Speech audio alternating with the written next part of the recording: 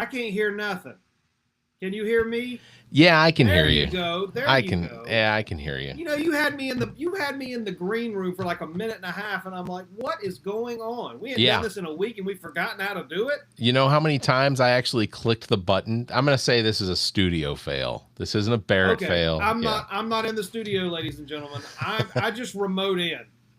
This was absolutely 100% a studio fail. The software. I can't see. Oh, I can see me, but I can't see you. Oh, well, then hold on. Let me fix that.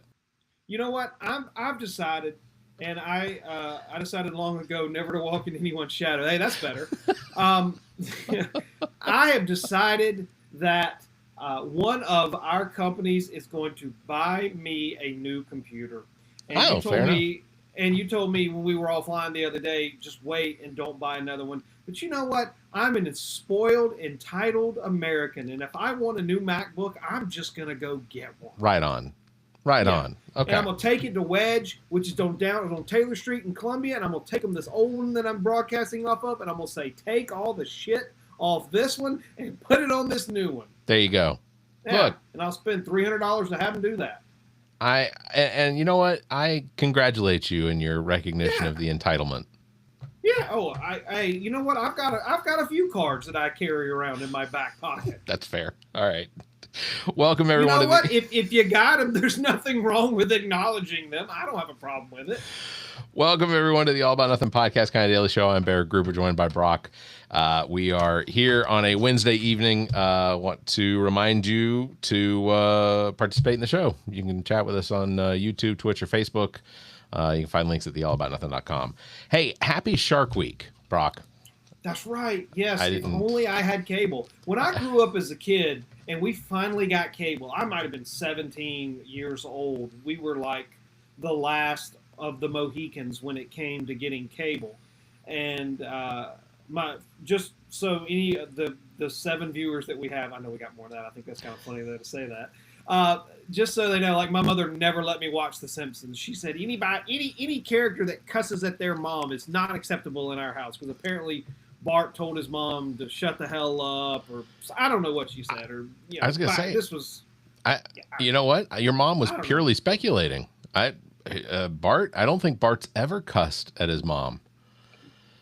Who knows? Anyways, my mother, being the school teacher that she was, decided really early on that The Simpsons was inappropriate, and so I never got into The Simpsons. Fair enough. So, but I grew up in a household that there were 4 channels that came over broadcast television. We could get 3 of them because I grew up in the upstate. We couldn't get I think it's Fox 49 or something that came out of Charlotte, but we could get WSPA, WYFF, and an ABC station, I think, that came out of Spartanburg or Greenville.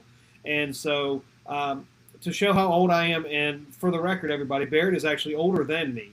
It's true. We had to get up and actually turn the dial on the wooden box TV. Oh, yeah. It's like you never took it. It's like, you didn't take the TV out of the box, and you put all your tchotchkes and your candles and your floral dinner mats or whatever accurate. Those things look like. Yeah. And we got 3 channels.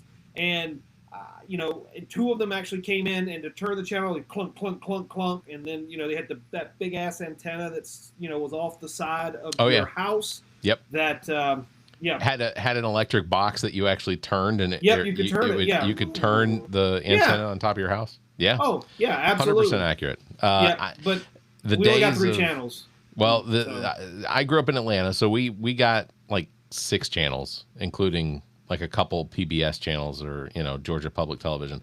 But I grew up during the days where if it wasn't coming in clear, for some reason, physical violence against the side of the television would actually make it work or not work more.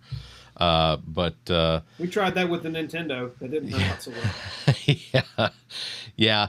A lot of my Nintendo games, I don't know if I just didn't have the ability to do it without making spit come out, but a lot of our cartridge games, blown in the cartridge games. I'm sure those stopped working because of the rust. That was proven to work. And then also when you inserted the cartridge, sometimes you could jiggle it around inside, and I guess the pins would connect better with whatever node they were connecting with inside. You had to move it up and down. You had to kind of pop it up and down a little bit and jiggle it. And we had all sorts of tricks to get various video games to work. They kind of solved all that with the Super Nintendo. You never had any issues with those cartridges. Well, and then the what was the N64? It had discs, which they were tiny, but I don't think they ever failed on me. No, they had a cartridge. No, they had the cartridge. The N64? I thought the N64 had a top lid that you put That was PlayStation. That was the original PlayStation. Okay. Sega Dreamcast also had a disc. Yeah. And Jaguar. And a Jaguar. Remember the Jaguar? They had CDs. My Apple 26 or my Apple fucking A. My Atari 2600. I never had any issues with those games. No, you now when you inserted the Atari cartridge, you had to smack it down. Oh yeah. Yeah. A lot of violence in old video games. Oh man, but just think about how cool we thought we were in like 86 and 87. You had the Atari with the block and the little joystick and the button on the top and the other little button the red button on the top and the one that you can move it man, we had. I don't know what old games you remember, but we had 10-Yard Fight, we had Blades of Steel, Excite Bite, Metroid, obviously Mario Brothers. You couldn't hit a duck past level 7. Ninja Gaiden, Double Dragon, Castlevania. I mean, that was. I mean, I know video games are so lifelike now, and you can pretty much do anything with a video game. But man, that was such a simpler time. I mean, Tecmo Bowl, you got Bo Jackson. That was just a human cheat code. Yeah. I have sat many a day at this desk because I work from home 2 days a week, and I'll listen to some 80s synth pop mix on YouTube, and I've said to myself, if I could go back and live during any time, like as the age I am now, like where would I want to grow up? I would want to be 20-something years old in the 80s. The hair, because I mean, I went and recently got some. The hair, the Miami Vice, like the Ferrari Testarossas, like just the style, the big hair bands, the rock bands and stuff. I mean, like arcades. Like it was just so simple. You didn't have you have to put up with all the bullshit that you put up with now. Yeah, well, and awesome. For me, that bullshit is getting onto Call of Duty and realizing that some 9-year-old just owned me, and owned me several times on the same map in the same tournament or whatever. But see, now if you go back to like the early 90s and we played GoldenEye, we would own that 9-year-old. And we play slaps. Oh yeah. Yeah. Yeah, that's right. Yeah, my 47-year-old ass owning a 9-year-old. Hey, as long as you're not Jared Leto, you're probably okay. Yeah, probably. Too soon? I probably not. I don't. He's not doing any more DC movies, so I think we're okay. Hey, or Masters of the Universe, which by the way I watched between the last time we did this show and today, which has been, I think it's been a week. We skipped Monday, and schedules didn't line up. But I watched the Masters of the Universe streaming free on Amazon Prime. I watched it as well. I did watch it. Yeah. What'd you think? Well, honestly, I thought it was just as campy as the cartoon. That was what made it great. Yeah. No, I thought that it was. It was an awesome, fun movie. See, that's the thing is, like, I think, and I'd have to look it up, but I think Rotten Tomatoes didn't give it a great score, and it also went to streaming, a month after it came out in theaters, which is usually an indication that it probably didn't do quite as well, and they want to go ahead and move on to the subscription services and things like that. But it was everything you would expect, and honestly, I get irritated with people that'll tell me that they didn't like a movie or they thought a movie was bad or whatever. I don't go and see movies because I think they're going to be really good or they're going to be really, if it's a subject that interests me, like I haven't seen Odyssey yet. I would like to. I've seen it.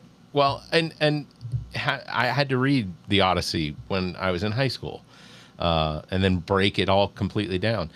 But like listening to critics talk about the Odyssey, having not yet seen it, of course, but listening to them break it down, I am just, it is so exhausting. Look, my thing is they put a lot of effort into the writing and the acting. It's got an unbelievably phenomenal cast as far as I'm concerned. It does have a good cast. You know, so just enjoy it for what it is. You know, you're getting to sit in a nice cushy chair and enjoy a movie, you know. The only thing I'll say about it, because there may be some people who watching or watch this in the future that haven't seen the Odyssey. If I hadn't gone to the theater and seen it, and if I had watched it on my TV in my living room, which you probably be able to do in 2 to 3 months, Yeah. I don't think the experience would have been any worse. Okay. Like the critics were so positive on the film that I went in there thinking, oh, this is going to be like earth moving. And I can't think of the last time I watched a film and I was just like, oh my God, like that movie is like, that was it. Like it hit from the top to the bottom. The story was good, the acting was good, but there's a couple of things. It was loud, like all the background noise. I did hear that. It's loud. You can't quite understand everything they're saying. I personally am a fan of subtitles because I can read faster than they can talk, and so I know what they're saying or what Sure. they're going to say. I watch everything with the exception of live sports with subtitles on. Otherwise, I'll miss something. And it's not that I can't hear, although people in my life swear that I can't hear. I'm like, no, I'm selectively tuning you out. Not that I don't hear what you're saying. I'm choosing not to listen to what you're saying. But it was very loud. It was difficult to hear what they were saying. My father echoed the same thing. Now, he's almost 80 years old. He may very well not be able to hear. But there's just a lot going on in the film. And so it's very busy. Again, good story, good acting, great cast, monumental film. I would have been okay sitting at home watching it on my TV. And it wouldn't have cost me anything. Yeah. Go back to the Masters of the Universe. It was exactly what I thought it would be. It brought characters that I grew up adoring because when I was a kid, I used to have to get shots. I used to get either allergy shots or boosters or whatever we all got as kids. They didn't have the oral drops and stuff for some of them that they have now. And the only way that I wasn't a complete turd at the doctor's office is if my mom promised to buy me a He-Man figure, that's what they were called, from Walmart or Kmart or Rose's, So I'd get a He-Man figure if I was good. It was always a coin flip as to whether or not I was actually going to get the figure, because sometimes I was just bad and they had to hold me down and sit on me, and then they give you the shot. But between the action figures, and I have several of them that are like graded and they're mint on card, all these old figures, like I've got a Scareglow, a Spikor, I've got a Skeletor, Terror Claws, I think I've got Scareglow, lots of members of the Horde, Hordak. All these old Filmation characters when they were the toys, 84, 85. Yeah. And, they brought them on the screen, not all of them, but they brought them on the screen, and they're exactly the way they're supposed to be. They updated them. I mean, they looked better than the 84, 85 Filmation characters. Yeah. But there was enough homage to the cartoon that really brings in your Masters of the Universe fans. I mean, Skeletor calling, I forget who he called. I think he called He-Man a boob. I mean, yep. And he's consistently insulting all his henchmen, and then he'd do his big bravo speeches, and then he'd just stand there and look around. They're like, "Oh, great job, Master Skeletor." Skeletor, and he's like, "I'm finished."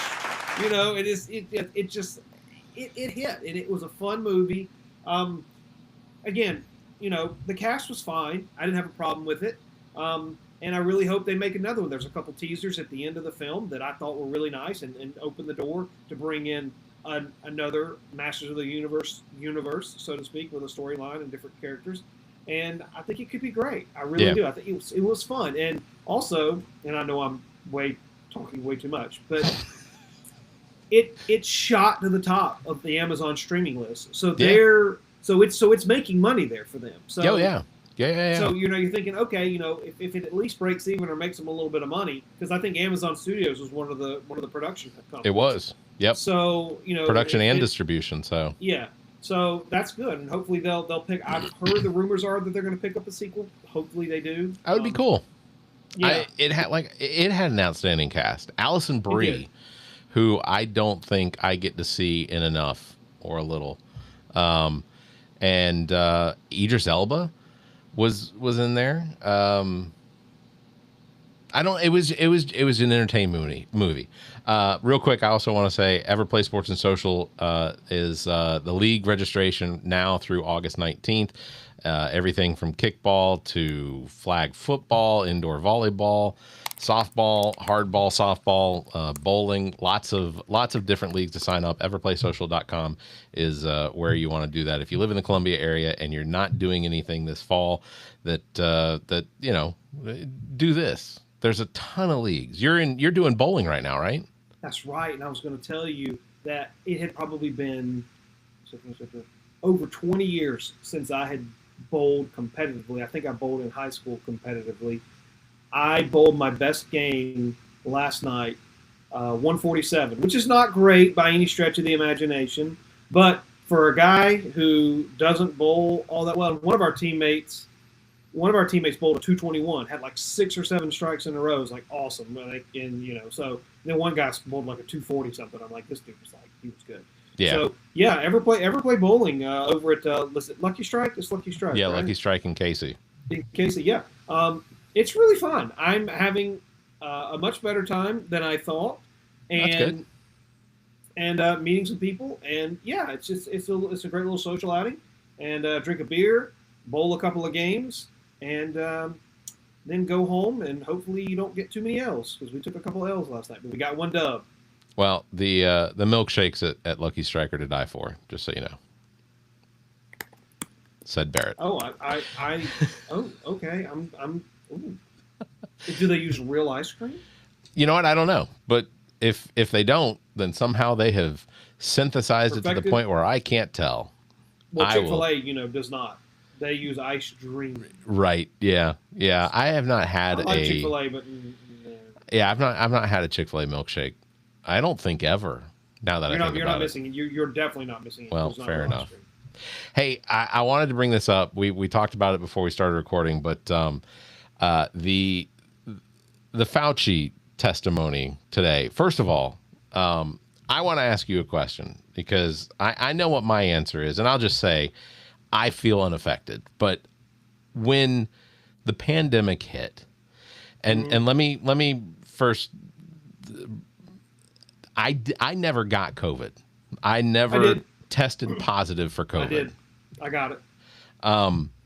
Did you feel like the mandates to wear masks and stay distanced, did you feel like at any point in time that Dr. Anthony Fauci, the guy that was the head of the National Health Institute or whatever, a man that had 50 years of experience as a diagnostician, did you ever feel like he was imposing these mandates himself? No. Okay. No. I felt didn't like, either. Yeah, I felt, and I did get COVID, and it was a pretty rough 36 hours. But I'll just say it just felt like the flu, which I think they've kind of come back and basically said it's a. I don't want to say it is the flu, because I don't want to dumb it down to that level, but it's almost like a variant of the flu of some sort. Because people die from the flu. I mean, it can kill you. So I think that the problem that they ran into is that something came from somewhere. I'm not going to go down any some sort of conspiracy theory, but did it come from a lab in Wuhan, China? Maybe. I don't know. I'm not there. I don't know. But does it seem plausible? Yeah. So, but maybe it did. You know what? If people don't think that we have viruses in secret labs in this country that, if unleashed or that they got out, would wipe out half the planet, they're fooling themselves. Of course we have biological weapons. Why wouldn't we? But other people have them too. That's like saying, the U.S. only has 12,000 or 10,000 or 8,000 nukes or whatever. Well, that's just the ones they've told you about. You don't. When you're playing poker, you don't show all your cards, right? You gotta have things. Like, I've seen V for Vendetta. I've seen Outbreak. Those things are plausible. Yeah. So when something like that happens, do I think Anthony Fauci somehow, captured Thanos' gauntlet and said, "I'm going to snap my finger and put the world in what's the word?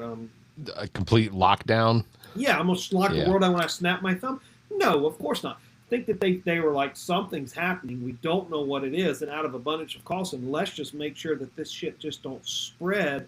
Like, because they didn't know how it was spreading. I mean, again, I've seen the movie Outbreak. Yeah. It's like if you touch your mouth or something and then you touch something else, like, and you get it and boom, you're dead. You don't know. You know, there's a reason that, Spanish flu in 1917, 1918 wiped out a tremendous number of people. Oh, yeah. They didn't know what was going on. Then they finally figured it out. And, you know, I was one of the first people that I knew that actually got a COVID vaccine. It was the Pfizer. It was very early. Yeah, I got mine. I got mine the second week that it was available because I fit a certain criteria, and I had a friend that worked for a pharmaceutical distribution that was able to get me an appointment. Yeah. Well, so. I actually have a friend who's a pharmacist that said, and this I think was in January of 2021, right when it kind of came out. I had a friend that's a pharmacist, and he said, if you can come to Atlanta, we'll get you in to get the vaccine. And so I went and spent a week in Atlanta. Yeah. Stayed with him, got my first round of vaccine. I don't remember when you had to go back to get the second booster, but did that too. But yeah, I didn't think that it was necessarily rushed. I certainly didn't feel like I was forced to take the vaccine. Like a lot of people, I was forced to do it. You'll never get me. Okay. But you know what? Private businesses can choose. In my opinion, private businesses should be able to choose whether they want to serve you or not. And if they're like, you don't have the vaccine, we don't feel comfortable serving you, I think private businesses reserve that right, personally. Yeah. Well, so just so in case someone's living under a rock, basically today Fauci appeared before the Senate Homeland Security and Government Affairs Subcommittee and repeatedly invoked his Fifth Amendment rather than giving any information, which I thought was, first of all, it was entertaining because I could tell just how irritated Senator Rand Paul and Senator Moreno. I know Rand Paul's from Kentucky. I don't know where Moreno is from, but my assumption is Florida. Probably not right, but just based on how irritated he got at the fact that every single question that was asked, Fauci would just say, on the advice of counsel, I respectfully decline to answer based on my rights under the Fifth Amendment of the Constitution. That was entertaining because it was like watching Star Wars and knowing all the lines. It was fantastic.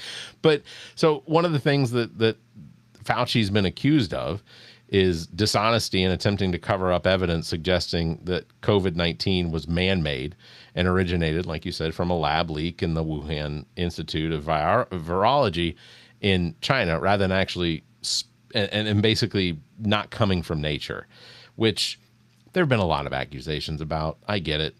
But the accusations went even further. So the allegations is that Fauci used his position as director of the National Institute of Health and Allergy and Infectious Diseases to approve and fund dangerous gain-of-function research. So basically, the accusation is that the power that Fauci had was that he used that power and U.S. money to try to create this COVID disease, virus, and that he lied about it intentionally to lawmakers, that he was only interested, I guess, in the the fame of it all. Like, for some reason they brought up a Kardashian, like that Fauci was more interested in being able to take pictures with one of the Kardashians than the actual public health of the country and kind of the world. But one of the things that really frustrated me is that, and I know that Rand Paul will never admit it, and this Moreno will never admit it, and none of the Republicans that are at the will of Donald Trump will ever admit it.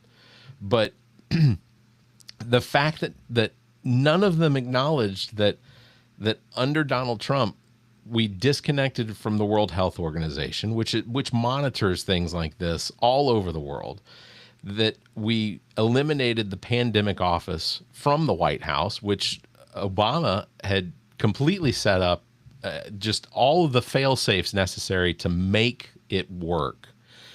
And that Trump got rid of that like on day 4 of his first administration.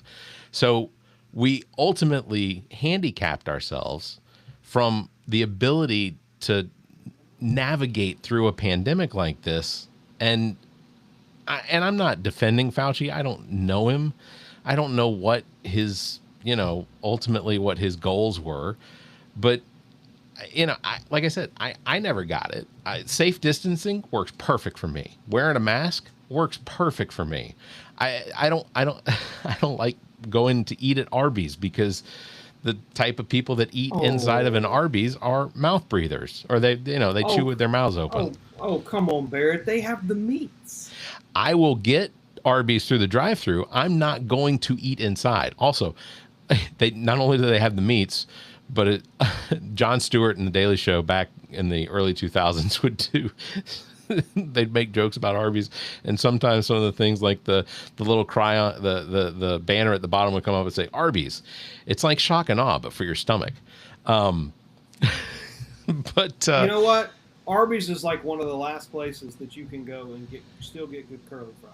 They're good. Hardee's used to have good curly fries. I don't have any issue with the food at Arby's. I don't like eating inside of Arby's because the Arby's that I've been in and I can't stop looking at people and then chewing with their mouths open. It's just it's gross. You know what, Barrett? You can be the example for these people. You can go into Arby's and eat with your mouth closed and show them how it's done.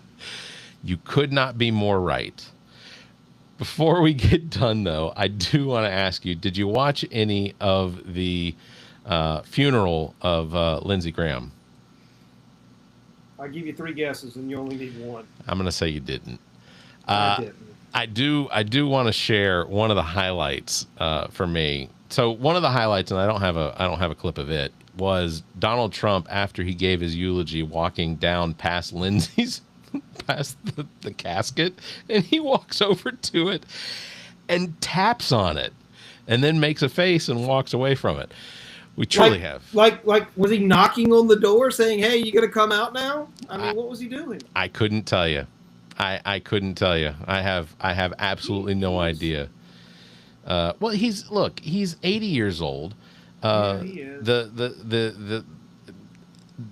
I would be hard pressed to find an individual that would honestly say that he doesn't. They don't think that Donald Trump is suffering from what is basically dementia, coupled with absolute malignant narcissism. Like, it's just, it's off the chart. Anyway, I wanted to show you this, and I'm gonna play this, and I really need you to tell me what you think is going on in this clip.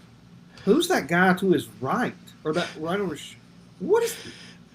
Just keep. It's gonna repeat a few times. Just watch his face. Are you trying to imply that Trump farted? You think he farted? If he did, you know what? If Trump farted during Lindsey Graham's funeral, I'll have to say that's the coolest thing he's ever done, because that would be so awesome. And that guy's face is just like, oh. I mean, it has been. Oh yeah. It has been fairly. Oh, yeah. Look, I mean, just the viral footage been smelling all about Lindsey. Oh yeah. Look, that would be awesome. It has been widely reported by many people that have absolutely no issue of going on the record and saying that Donald Trump smells like a sewage pit. Like, he smells like when you open up one of those where all of the shit from the house feeds into a septic tank. That he smells like a septic tank day in and day out. Other people have said he smells like most cheap. Most people don't have septic tanks, but I do. Right. But and he's also been described as smelling like cheap makeup foundation, which makes sense because they do tend to cake it on him. But yeah, it was just an absolutely awkward funeral from the get-go. Donald Trump, when he opened up his remarks about Graham, he said that or I guess he acknowledged that Lindsey might be sitting or laying wherever he may be.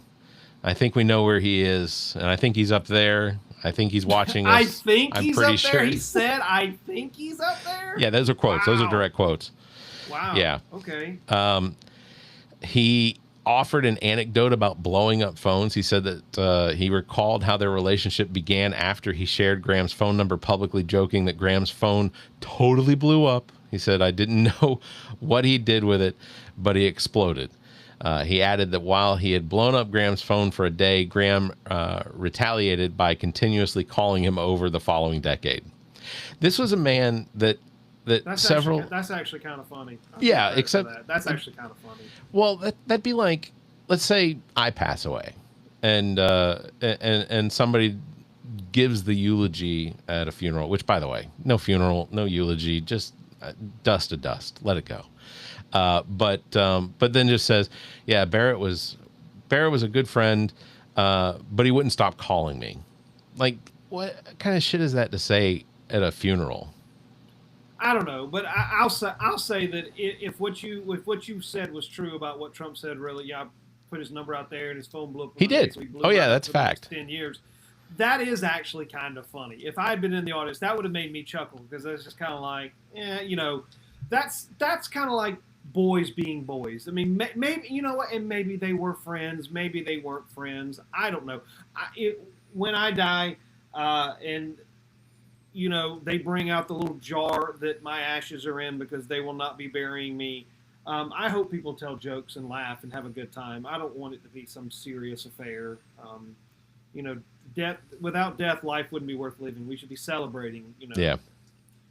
Unfortunately, I had a neighbor die a few months ago, and it's the worst funeral I've ever been to. And I don't cry very much, and it was tough. I cried several times during that funeral. Yeah. So. And for those listening out there, men can cry, and it's okay. Yeah, it's healthy. Just do it. Yeah, enjoy it. It's no, it is very emotionally. It definitely clears the palate. So, last thing I want to bring up is we have now what is I guess they aren't going to be able to add any more to it. Is the U.S. Senate Special Republican Primary, the list of candidates. 9 people, right? Yeah, except I think the list I sent you yesterday was missing one because one more got added, Ford, who had run for agriculture or something and lost. Anyway, Danny Ford. Danny Ford Jr.? Yeah, so Danny Ford is also now on there. So there are 10, which ultimately guarantees that there will be a runoff on the 25th of August, which, fine. Again, let's do some predictions. Who do we think are going to be the top 2? I think that Mark Lynch got 30-something% of the vote when Graham won, right? And I got to assume that Darlene Graham is probably going to be in. By the way, I may be mispronouncing her name, but I think her married name, isn't it Darlene? Oh crap! I had it, Darlene something, but it's like her last name sounds the same as her first name, Darlene Nordine. That's what it is, Darlene Nordine. I'm hoping it's Nordine, but if it's Darlene Nordine, that's almost like from the Wedding Singer, Julia Gulia. Like it just, anyway, it's good that her name on the ballot's going to be Darlene Graham. And ultimately, I'm pretty sure that the decision was made for that. But I think it's potentially going to be between Mark Lynch and Darlene Graham. That's who I suspect. Okay, that's as good as guess as any. I'd probably hitch my wagon to Mark Sanford. I actually thought Mark Sanford wasn't a bad governor. I think that Mark Sanford, outside of his tryst to Argentina, which based on I don't care about that. Based on what I have heard through the grapevine about his marriage, that his wife was mean as a snake and kind of drove him to that place. If you're the governor of a state, I mean, you can't disappear for 2 weeks. I mean, you just kind of can't do that. And I'm not under any impression to believe that nobody knew where he was. I don't buy that. Okay. Somebody knew, right? But it wouldn't be the worst thing in the world, in my opinion, if Mark Sanford became the next senator. I think he's a decent guy. I think he's pretty normal. I think of the list of people that are on here, which includes Duke Buckner, Russell Fry. Yeah, well, I know who Russell Fry is. Yeah. Obviously, Darlene Graham, Mark Lynch, Mark Ralph McBride. Norman. Yeah, Ralph Norman's on there. Glenda Gale Parker, Mark Sanford, Sam Shepard. Now, I'm a little confused by that. I'm assuming that Sam is sort of like a short for Samuel, but he will be appearing on the ballot as Samuel Sam Shepard, and I didn't know in South Carolina we put shortened nicknames. Nicknames? Yeah. That's I mean, but if it's going to happen, probably in Florida first, but nicknames in South Carolina kind of makes sense, I guess. And then of course Danny Ford. So ultimately, I don't know. It's such a crapshoot, and not a single person on that list is exciting. It's kind of like all of the Republicans that were running for governor.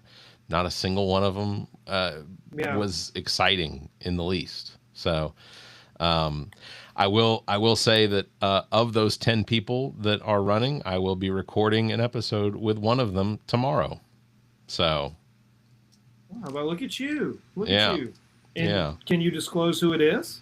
Yeah, I could, but the interview hasn't happened, so it's entirely possible they may cancel before the recording tomorrow when they realize, holy shit, Barrett? No, cancel that.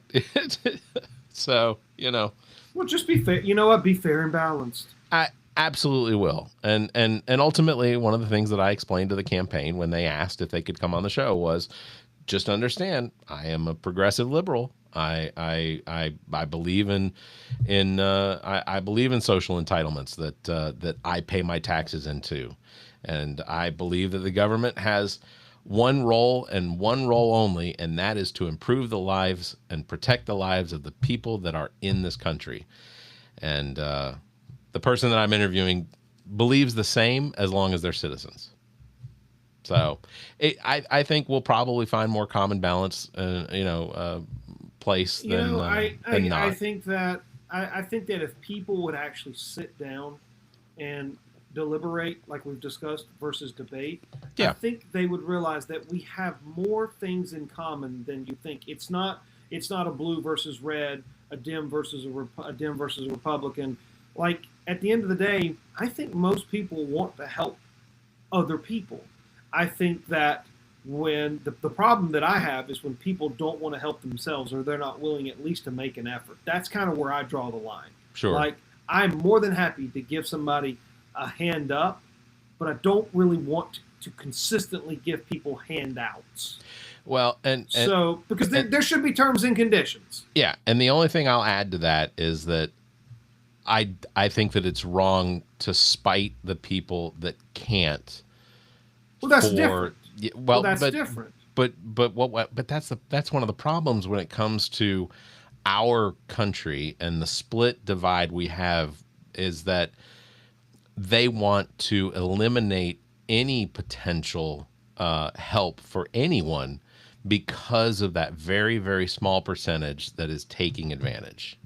Well, then if that's what they want, if that's what the elites or whoever's in power wants to do, if you have Americans on the street that are falling over dying, and then you've got people seeing bodies on the streets, that image right there in and of itself would probably change a lot of people's perspectives.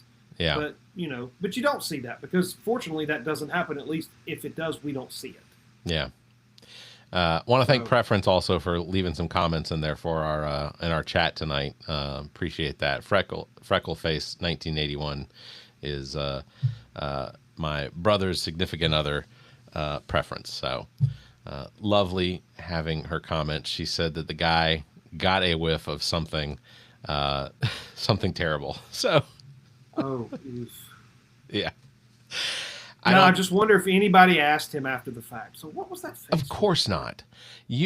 First of all, I think he takes pride. If he knows he's doing it, I think he takes pride in doing it and having that negative impact, because he has zero empathy. Our president couldn't care less about the impact that he has on anyone else, positive or negative. I don't think he gives two well, I mean, he'll throw out some shits, but I don't think he cares whatsoever. People can say I'm wrong, but I'd be hard pressed to find any evidence that he actually cares. So anyway. All right. Well, we've gone long enough. It's going to wrap it up for this episode. Sure, why not? Remind everybody that the Soda City Comic Con is coming up August 22nd and 23rd at the Columbia Metropolitan Convention Center here in Columbia, South Carolina. Get your tickets now at sodacitycomiccon.com. Brock is going to be there, and if you see him and you scream out his name, chances are he's going to ignore you. Maybe. Depends on. I don't owe anybody any money, so probably yeah. There you go. All right. Big thanks to everybody for watching. Thanks for listening. Don't forget you can follow me at Barrett Gruber across all social media. Check out sodacitycomiccon.com for links to their social media and follow them there.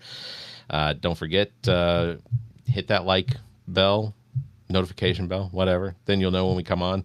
If you can, give us a 5-star review, a like, and follow us. Leave a comment. Until next time, you all stay safe, be kind, and keep your hands to yourself.